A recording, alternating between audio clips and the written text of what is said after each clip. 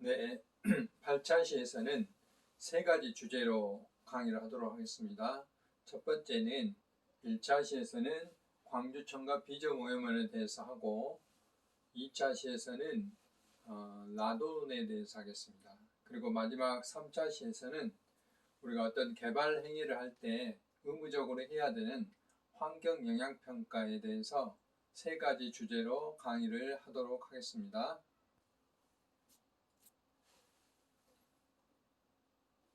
우선 1차 시에서는 광주천이 영산강의 그 지류이기 때문에 영산강과 광주천은 우리한테 어떤 의미가 있고, 또 이제 수질 관리를 하는데 비저오염원이라는 게 어떤 것인지, 그리고 이 비저오염원에 우리들은 어떤 역할을 해야 되는지에 대해서 이야기하겠습니다. 먼저 이제 광주천은 여러분들 알다시피 광주를 관통하고 있죠. 지금 이제 광주의 면적이 많이 넓어졌기 때문에 광주천이 광주의 한 중심이라고 할 수는 없지만, 과거의 광주는 이 광주천을 중심으로 모든 경제와 또 시민들의 활동 공간들이 이렇게 형성되어 있기 때문에 우리한테 굉장히 의미가 있습니다. 그렇지만 이제 최근에 도시가 발달됨으로 인해서 여기에 이제 아스팔트라든지 건물이 지어지고 함으로써 빗물들이 이제 한꺼번에 이제 하천으로 흘러 들어와서 한꺼번에 영산강으로 흘러가 버리기 때문에 광주천은 늘 물이 부족한 그런 하천으로 알려져 있죠. 그래서 이제 그런 것을 방지하기 위해서 여러 가지 그 방안들이 마련되고 있어요. 그래서 광주천은 약 23km에 달하고요. 무등산의 이 용추폭포 쪽인데, 용추폭포 쪽은 어디냐면 우리가 하순 쪽으로 광주의 그 지원동 소태동에서 하순 쪽으로 가다 보면 왼쪽에 용현마을이라는 곳이 있어요. 쭉 따라서 올라가면 제2수원지, 광주의 상수원인 제2수원지가 나오고, 그 위쪽 상류의 계곡이 용추계곡인데요. 거기에 이제 폭포가 하나 있어요. 그 폭포 이쪽에 가면 조그마한 샘이 있는데, 그곳이 바로 이제 무등산의 발원지라고 할 수 있어요. 그래서 광주시청이 위치하는 인근에 하수처리장이 있죠. 그쪽에 그 영산강하고 합류되는 지점이죠. 거기까지가 이제 그 광주천이라고 할 수 있고, 영산강에서 두 번째 그 큰 하천이라고 할 수 있습니다. 첫 번째는 황룡강이라는 곳이 있고, 두 번째가 영산강 지류인 두 번째 지류인 광주천이 되겠습니다. 그런데 광주천 앞에서 말씀드렸다시피 광주천의 그 자체 유량으로만은 수량을 유지할 수가 없기 때문에 여기 보면 뭐 지점 1, 2, 3, 4, 5 이렇게 수질검사 지점을 표시를 해놨는데, 하수처리장 방류수가 몇 군데서 이렇게 유입이 되고 있어요. 근데 한 군데는 아까 그 용현 마을 입구 쪽에 가면 이 하층의 방류수가 하수처리장에서 처리를 하고, 그 물을, 이쪽에 하수처리장이 있는데요, 하수처리 처리를 하고 그 물을 다시 이렇게 관로를 통해서 펌핑해서 여기 지점 1에다가 방류를 하는 겁니다. 그리고 이제 지점 2쪽에는 그 지원동 쪽에 가면 동산 아파트라는 곳이 있어요. 바로 그 앞쪽에 그 주암호에서 그 덕남 정수장이라는 곳으로 그 수돗물을 생산하기 위해서 물을 가져와요. 그 중에 일부를 이 광주천하고 연결을 해놨어요. 그래서 최대 10만 톤까지 하루에 여기다가 10톤까지를 여기다가 이제 방류를 할 수가 있어요. 평상시 한 5톤 정도 하고 있는데, 지금은 이제 금년에 비가 많이 와서 하천 유량도 충분하고, 또 코로나 때문에 여기에 물놀이 공간이 있는데 물놀이를 하면 안 되기 때문에 이제 지금은 방류를 하고 있지 않습니다. 그 다음에 조금 더 내려가면 이제 지점 3은 이쪽이 증심천이에요. 여기가 증심사 계곡이고요. 증심천 쪽에서 또 이제 또 한 번의 하수천 처리수가 방류가 되죠. 그래서 겨울철에 이쪽 근처를 가보면 따뜻한 곳인데도 불구하고 이쪽에 그 피라미들이 상당히 많이 살고 있어요. 피라미들이 그 물이 따뜻하기 때문에. 그다음에 이제 광주천 중류 이제 그 금남로나 충량로가 있는 그런 또 금남로 4가 5가 충량로 광주공원이 있는 쪽이죠. 그다음 광주천 하류 쪽은 무등경기장 쪽이죠. 이렇게 이제 광주천 최상류는 이제 여기는 나와 있지 않아요. 최상류는 이수원지 상류가 되기 때문에 완전히 산간이라고 할 수가 있습니다. 이렇게 이제 그 지점별로 구분해 볼 수가 있고, 광주천은 이제 앞에서도 봤지만 사진으로 보면 그동안에 광주천은 이제 자연 하천이었다가 심지어 과거에는 이쪽이 시장도 있었고 뭐 주차장도 있었고 그랬습니다. 근데 지금은 이제 생태 복원을 해놔서 이렇게 자연 하천과 매우 유사하게 징검다리도 만들어 놓고, 그렇지만 아직도 이 다리로 된 도로가 나 있다든지 하천의 본 기능, 하천을 좀 점유하고 있죠. 점용. 그 다음에 이렇게 자전거길이나 도보하는 길들이 나 있는 게 지금 현재의 상태입니다. 그래도 과거보다는 많이 좋아졌지만 그렇다 이거죠. 보신 바와 같이 과거에 이렇게 빨래도 하고 또 그 멱도 감고 여기 보면 그 남강주 시장도 있었고요. 그 이후에는 이제 여기 주차장도 만들어졌고 이렇게 역사적으로 계속 발전됐어요. 60년대는 이랬지만 그래서 현재 광주천은 이렇게 그 인공과 자연이 조화된 그런 하천으로 유지되고 있죠.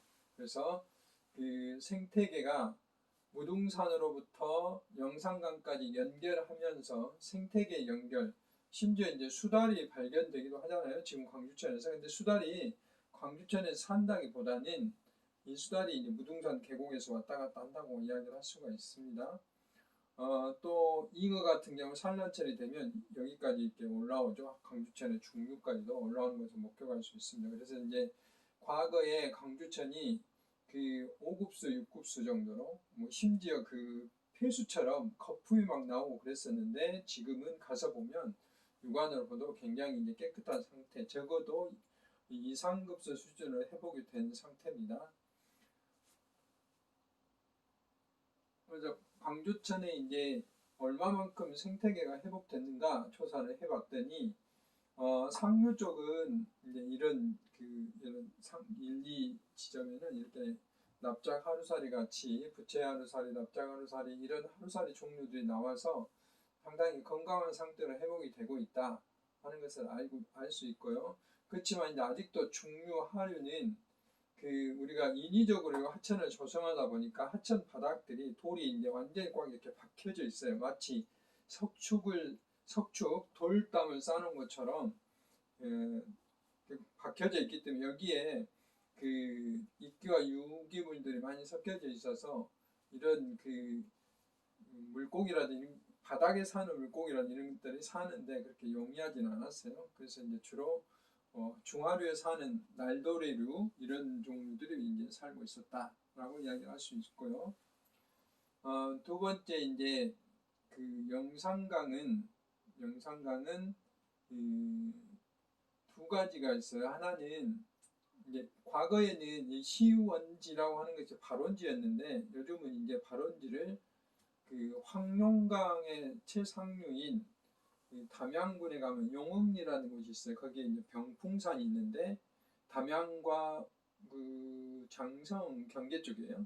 요곳을 이제 발원지로 최근에는 그 국가에서 인정을 하고 있기 때문에 우리 그 호남인들이 그 영산강의 그 발원지로 여겼던 담양군 용면에 가면 가마골, 용소, 용이 이제 그 승천했다는 그런 전설이 전해지는 용소라는 곳이 있어요. 지금도 가보면 상당히 아름다운 곳인데 이곳을 이제 우리는 시원지로 별도 관리를 하고 있죠. 유화거리가 138km 정도 되니까 영산강은 굉장히 길죠. 여기서부터 그 그 목포까지 연결이 돼 있기 때문에 그렇고요. 그래서 이런 영산강의 지류인 광주천은 광주의 어떤 기후라든지 또는 광주 시민들의 역사라든지 또는 아까 뭐 생태 면적이나 이런 그 역사적으로 인문학적으로 또는 그 생태 환경적으로 굉장히 중요한 곳이다 라고 이야기를 할 수 있습니다. 그래서 자연하천을 만들기 위한 노력들을 끊임없이 하고 있고 또 시민단체나 광주시 당국에서도 그런 정책들을 펴고 있죠. 역시 마찬가지로 영산강도 현재 상수원으로 사용하고 있지는 않지만 담양 쪽에 가면은 그 담양 하천 습지가 우리나라 최초로 그 지정된 곳도 있고요. 그래서 그런 쪽에서는 여러분들이 나중에 이제 그 생태 탐방 같은 거 해보면 상당히 많은 걸 느낄 수 있어요. 산책하기 좋게 되어 있습니다. 이제 두 번째는 비점 오염원에 대해서 알아보도록 하겠습니다. 비점 오염원은 이제 그런 걸 말하건 우리가 그 지도를 보면 요즘은 여러분들 종이 지도를 보진 않지만 네이버라든지 이런 데서 지도가 이제 여러 형태로 나오지만 인공위성 지도 말고 과거에 이제 지도 형태로 된 지도를 보면 그 공장이나 건물들, 빌딩들은 다 어떻게 되어 있냐면 검은 점, 네모 점으로 되어 있다든지 이런 점으로 찍어져 있어요. 그래서 이런 빌딩들이나 또 가정집이나 이런 것들, 이런 사무 공간이나 공장, 빌딩, 그 다음에 가정집 이렇게 정해진 공간에서 마치 점을 찍어진 공간처럼 에서 나오는 오염원들을 우리는 점 오염원이라고 해요. 포인트 폴루턴트. 그래서 점 오염원은 하수도라는 그 관거를 통해서 한꺼번에 모아서 하수 처리장으로 모은 다음에 거기에서 처리를 할 수 있는 우리들이 조정하기에 굉장히 쉬운 것들이죠. 그런데 이렇게 도로에서 나오는 오염원이라든지 논이나 밭에서 나오는 오염원, 산에서 나오는 오염원, 이런 오염원들은 일정한 공간에서 나온 오염원들이 아니기 때문에 이게 그 제어하기가 쉽지 않아요. 그래서 이런 건 상당히 어려운 측면이 있죠. 면적 측면에서 지도에서 보면 점을 빼고 나머지 지역이 비점 오염원이 발생하는 곳이기 때문에 쉽지 않습니다. 그래서 자연적인 오염원, 인위적 오염원 두 가지로 나눌 수 있는데 두 가지 다 이렇게 넓은 면적에서 나오는 오염원이다 라고 이야기를 할 수가 있습니다. 예를 들면 농부가 농약을 뿌렸는데 이게 이 한 공간에다 하면 여기다가 밸브라든지 이런 걸 달아서 이쪽에 하수처리장으로 유출시킬 수도 있지만 논이 뭐 한 군데만 있는 것이 아니고 굉장히 넓기 때문에 그렇게 하기에는 엄청나게 많은 돈이 드는 거죠. 그래서 근본적으로 농약의 살포량이라든지 농약의 살포 농도라든지 이런 걸 규제하는 거죠. 여기 나가는 배수를 조절하기가 쉽지 않기 때문에 그렇지만 이제 이렇게 우리나라가 많이 이제 발전을 해서 오염원에 대한 어떤 하수 처리장도 많이 만들었고 여러 가지 처리를 함에도 불구하고 하천은 우리가 기대한 만큼 좋아지잖아요. 예를 들면 그 하천의 물의 맑기라든지 이런 건 굉장히 좋아졌는데 생물들이 살 수 있는 공간으로 변하려면 적어도 다른 것이 또 이제 제어가 돼야 돼. 그게 이제 비료 성분들인 질소인 칼륨이 있어요. 질소인 칼륨. 근데 질소나 인 같은 경우는 우리가 논에 뿌리는 비료 성분이잖아요. 이런 것들이 이렇게 비점 오염원에서 이렇게 유출이 되기 때문에 똑같이 물로 녹아 들어가면 물 속에서도 이게 다 비료가 되는 거예요. 그러면 뭐가 자라날 수 있냐면 식물성 플랑크톤. 우리가 대표적으로 이걸 녹조라고 그러죠. 녹조류. 나중에 이제 부영양화 때 좀 자세히 하겠습니다. 그렇게 되면은 녹조 현상이 일어나게 되는 것이죠. 그러니까 우리가 그동안에 하수 처리장을 만들어서 열심히 그 수지를 맑게 했는데 그럼에도 불구하고 녹조가 계속 발생한다. 원인을 봤더니 비점 오염원이었다라고 이제 판단을 한 거죠. 그래서 정부 정책도 비점 오염원에 대해서 초점을 맞추게 됩니다. 그래서 비점 오염원은 여기 있는 것처럼 산림 또는 어떤 개발지, 농경지, 축사, 습지, 이 습지를 이제 처리하는 것이고, 교외, 도시 이런 쪽에서 광범위하게 면적에서 발생하는, 특히 이제 비가 왔을 때, 강우시 비가 왔을 때 이게 휩쓸려 내려와서 하천으로 많이 들어올 수 있겠죠. 이런 것들을 우리는 비점 오염원이다라고 이제 이야기를 할 수가 있습니다.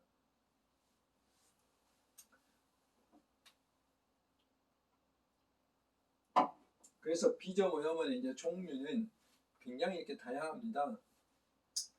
다양한데 우리가 이제 대표적으로는 비점 오염원이 굉장히 다양하지만 대표적으로는 주목해야 될 게 영양물질이에요. 영양물질은 다른 말로 하면 비료라고 생각하면 돼요. 비료, 질소인 등 비료 성분. 이것 때문에 앞에서 설명한 것처럼 조류가 번식할 수 있다. 식물성 플랑크톤이 번식할 수 있다 하는 것이죠. 주로 이제 농경지에서 많이 들어올 수가 있습니다. 잔디밭이라든지 이런 곳에서 들어올 수가 있고, 이제 그 외에 뭐 다른 유기물들, 유기물이라 하면 우리가 탄수화물이나 뭐 이런 탄소 성분들을 가지고 있는 그런 물질들을 말하죠. 그런 것들이 들어올 수가 있다 하는 것을 우리가 알 수가 있습니다. 아까 앞에서 말씀드린 농약 성분도 또 마찬가지고, 그 외에 뭐 쓰레기 같은 거 이런 것들도 다 비점 오염 물질이다 라고 이제 이야기를 할 수가 있습니다. 그래서 앞에서 제가 설명했던 점 오염원과 비점 오염원을 비교를 해보면, 점 오염원은 말 그대로 일정한 우리가 알 수 있는 공간들, 공장, 가정집, 이런 분뇨 처리장, 축산농가 등 알 수 있는 제어가 가능한 공간에서 배출이 되는 것. 그다음 비점 오염원은 주로 이제 우리가 제어가 불가능한 면적이 굉장히 넓은 곳, 대지, 도로, 논밭, 임야 이런 데서 나오는 이런 것들이 이제 비점 오염원이다 할 수가 있습니다. 그래서 점 오염원은 거의 100% 이미 우리가 사람이 활동하고 또는 공장을 가동하고 나온 것들이다 라고 이야기할 수 있고, 배출 지점이 명확하기 때문에 제어가 쉽죠. 그래서 한 곳 관거를 통해 산지점이 집중적으로 배출이 가능하고 모으기 쉽고 처리율도 높다. 연중 배출량도 일정하다. 근데 이거 약간 대비적이죠. 인위적인 것도 있지만 자연적인 것도 상당히 많고, 배출 지점이 불특정이고 불명확하고, 또 굉장히 넓은 지역으로 비가 오면 넓은 지역으로 이렇게 확산되기 때문에 희석돼서 농도가 약해진다든지, 그러니까 더 이제 제어하기는 어려운 거죠. 그다음에 모으기도 어렵고 관거가 없기 때문에 처리효율도 일정하지 않고, 특히 이제 비가 왔을 때 그 배출량이 일시적으로 많아지고 비가 안 오면 배출량이 적어지고 이런 변화가 굉장히 심하다. 이런 이제 특징이 있습니다.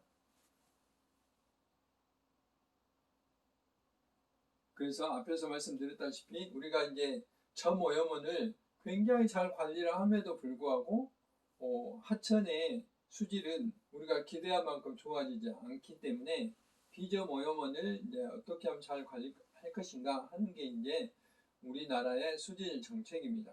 그래서 비점 오염 할 때는 비점 오염원에 대한 정부에서 종합 대책을 수립해서 현재 진행이 되고 있고요. 거기에서는 이제 아까 오염원 제거뿐만 아니라 이게 이제 강우 변화에 의한 기후 변화에 의한 빗물의 특성 이런 것까지도 이제 고려를 해야 언제 비가 들어올 것인가. 이건 이제 수리수문이라고 그러거든요. 비가 몇 미리 왔을 때 비점 오염원이 어떻게 유출이 될 것인가 이런 걸 다 계산하는 거죠.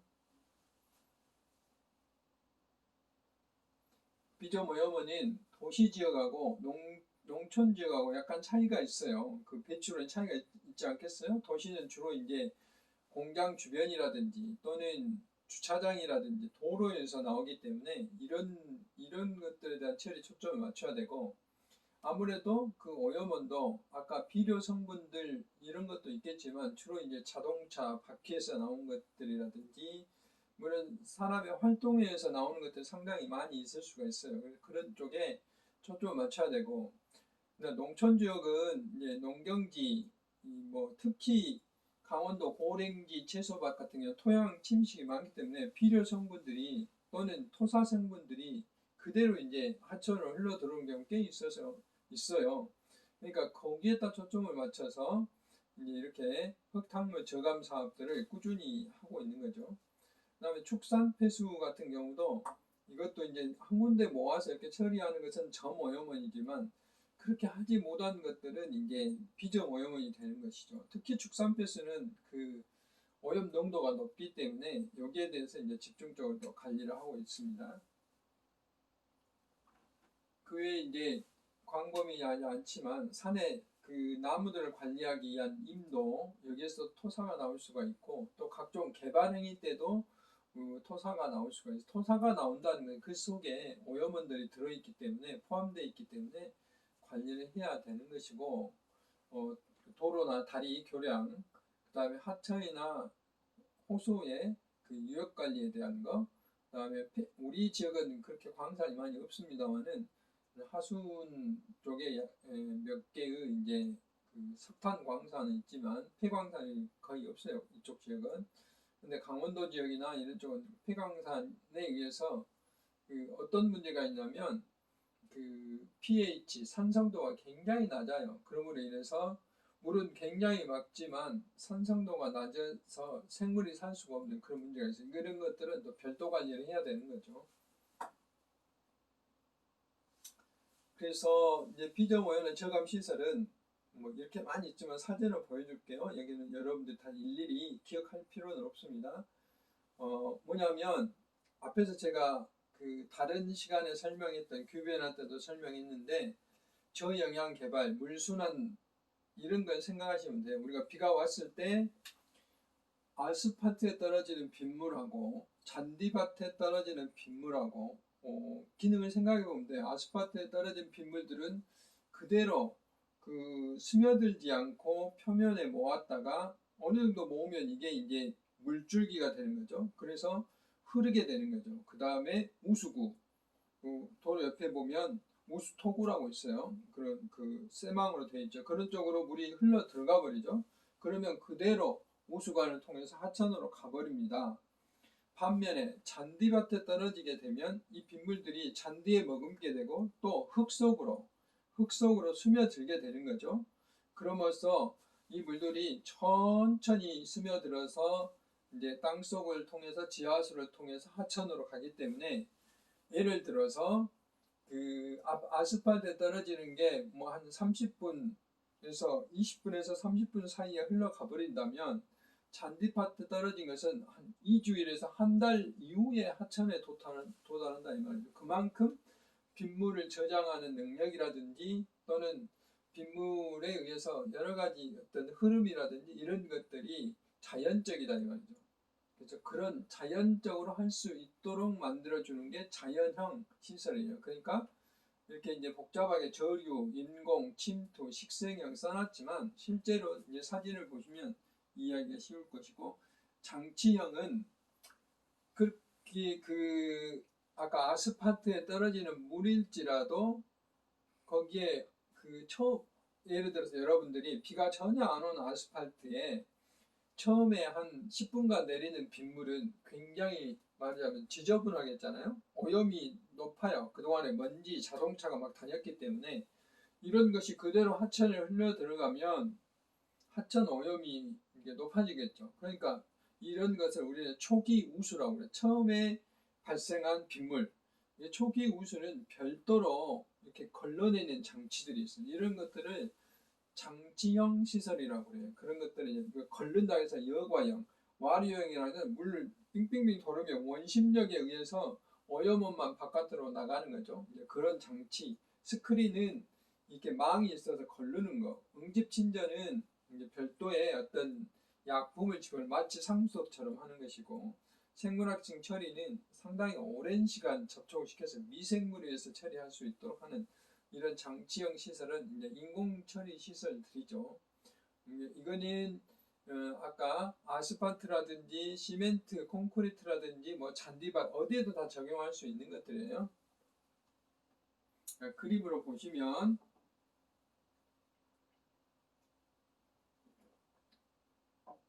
연못처럼 생겼는데 우리가 이제 그 새로 광주 지역 같은 경우 신도시를 개발하잖아요. 신도시 개발하면 주변에 이렇게 이제 마치 저수지처럼 만들어 놨어요. 연못을 만든다든지 저수지처럼 만들어 놨는데 대개 저수지는 물이 이제 가득 채워져 있는데 이런 곳은 물이 이렇게 가득 채워져 있지 않아요. 그래서 저류형 시설이라고 해요. 저류형 시설이라고 그러는데 비가 오게 되면 이제 되게 처음에 오는 빗물들은 오염이 좀 심하잖아요. 또는 그 비가 한꺼번에 그 아까 아스팔트처럼 한꺼번에 하천으로 가다 보면 그 집중과하게 내리면 이걸 다 버텨나질 못해요. 용량이 너무 많아서. 그래서 일시적으로 물을 이렇게 저장하는 거예요. 그러면서 비가 적게 왔을 때는 저장을 해가지고 오염을 천천히 가라앉힌 다음에 인물만 이제 하천으로 내보내는 거죠. 이런 것을 우리는 저류형 시설이다라고 이야기를 할 수 있고, 여기는 이제 똑같이 산업단지에 만들어놓은 건데 약간 이제 이렇게 뭐죠? 직사각형으로 만들어져 있죠. 이런 이제 형태도 있고요. 뭐 효천 1지구 같은 경우 가면 이런 시설들이 있고, 효천 2지구에 가면 이런 시설들이 있어요. 또 그 노대지구 뭐 이런 데 가면 이런 시설들이 만들어져 있어요. 이런 새로 만든 그 택지 개발 지역에는 이런 시설들을 우리가 자주 볼 수 있어요. 그 다음에 이제 도시 지역은 아까 그 연못처럼 만들 수가 없기 때문에 이렇게 일부 이제 그 운동장을 활용해서 저류지를 지하에다 만들 수 있는 경우도 있고요. 그 다음에 이제 시골에 가면 우리 지역도 이제 일부 이런 데가 있는데 이렇게 도로 인근에 이렇게 우리가 이제 도랑처럼 만든데 이게 풀을 심어놓고 그 다음에 잔디를 심었고 이 물들이 이렇게 서서히 이렇게 쥐어들어서 스며들게 만드는 거죠. 여기는 콘크리트로 되어 있지만 바로 우수관을 통해서 하천으로 가는 게 아니고 이렇게 침투할 수 있도록 물들이 이렇게 자연 시설을 조화롭게 이렇게 연결을 시켜 놓는 거죠. 이런 것들을 우리는 침투형 시설이다라고 이야기를 합니다. 또 우리가 이제 물을 잘 빠지기 위해서 이렇게 이제 그 우수 토구를 만드는 경우도 있는데 이것은 실제로는 이 속에 모래라든지 또 여러 가지 장치들을 만들어서 빗물이 쉽게 들어갈 수 있도록 만드는 시설들이에요. 이런 장치를 할 수도 있고 이런 것들이 이 비점 오염을 이제 차적으로 줄이는 그런 장치입니다. 그래서 이건 여러 기능이 있어요. 물을 순환하는 기능도 있고 오염은 처음에 나오는 빗물들은 약간 그 오염이 심하기 때문에 이걸 걸러내는 것도 있고 그렇다 말씀을 드립니다. 그 다음에 이제 이거 아까 자연형 시설이었고 지금부터는 이제 장치형 시설인데 이렇게 이제 한 군데 물을 모을 수 있도록 장치를 해놓은 것이죠. 예, 그리고 예, 장치형 시설은 제가 모형도를 안 그려놨는데 아까 여과형이 있고 아까 와류형이 있다고 했죠. 뭐 여러 가지 장치들이 있다라고 이제 그 정도만 아시면 되겠습니다. 마지막으로 이제 우리들은 어떤 역할을 해야 되냐?